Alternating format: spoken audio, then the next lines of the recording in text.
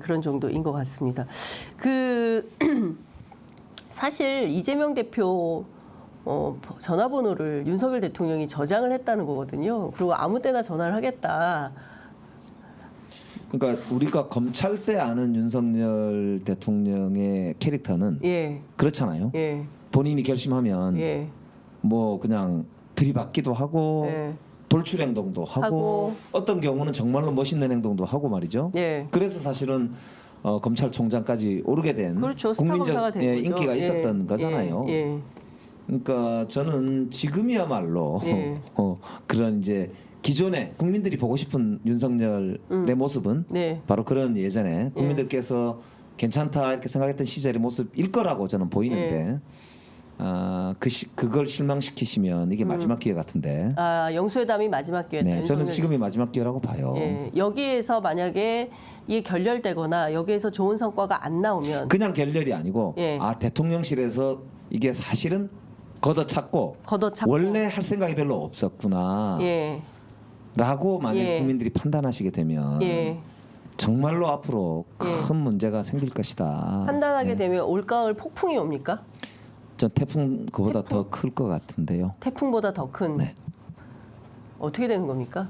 모르죠. 태풍은 그 규모가 날씨가 더우면 네.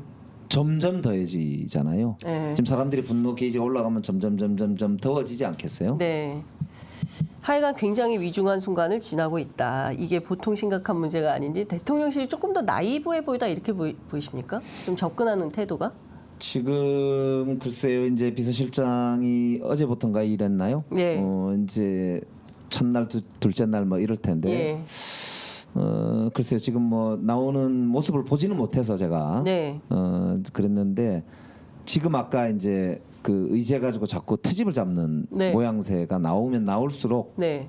그렇게 나이브하거나 아니면 다른 생각을 품는 거 아니냐, 원래 다른 생각이 있었던 거 아니냐, 뭐 이런 이야기가 나올 수밖에 없다. 네. 지금 김건희 여사 관련된 문제 특검 이건 이제 제기가 돼 있는데 거부권 행사를 했습니다.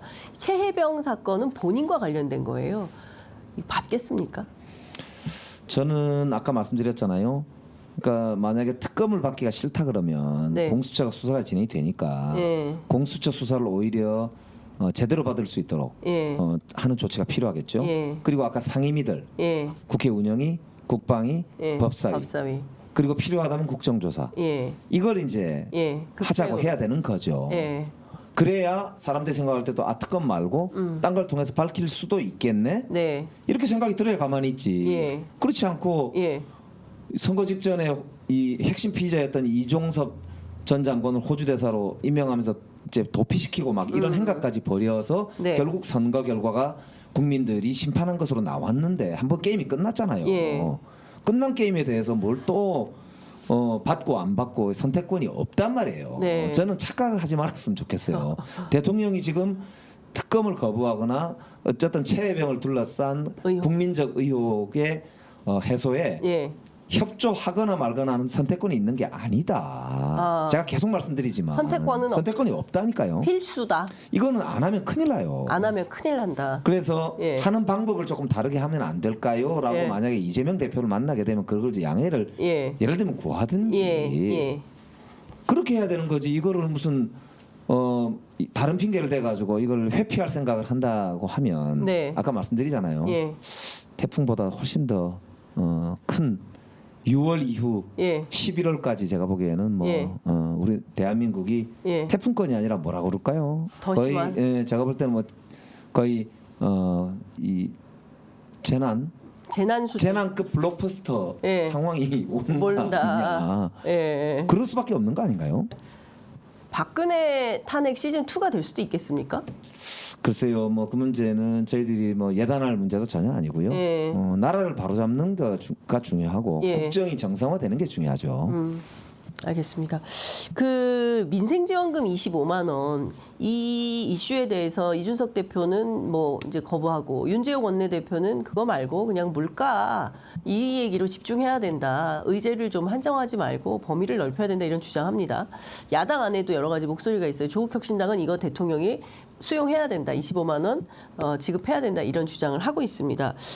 어떻게 보십니까? 이 이슈는. 지금 이제 민생회복지원금 25만 원이 나온 가장 큰 이유는 네. 일단 이제 물가가 일단 너무 오르는 데다가 네.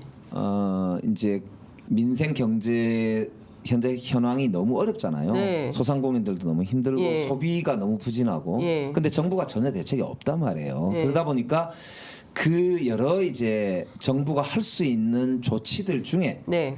선거를 앞두고 상징적인 것 하나 중에 하나로 민생회복 지원금 25만 원이라고 네. 하는 걸 말씀을 하셨던 거거든요. 예, 예. 나머지 조치를 이야기 안 한 게 아닙니다. 예, 예. 예를 들면 지금 소상공인들 같은 경우도 대출을 예. 다시 이제 상환을 못하는 분들의 맞아요. 롤오버에 해야 연장 되는 거나 문제. 아니면 이자의 좀 이렇게 절감이라든지 이자 절감. 예, 네. 또 뭐 그 이외에도 여러 이제 지금 전기세 관련된 예, 예. 문제라든지 뭐 그런 것도 많고요. 예. 그 이외에도 중소기업들 예. 그리고 우리 근로자 노동자들에 예. 대한 여러 대책들이 지금 필요한 상황이고 예. 수출 기업들도 지금 난리잖아요. 환경 네. 때문에. 네.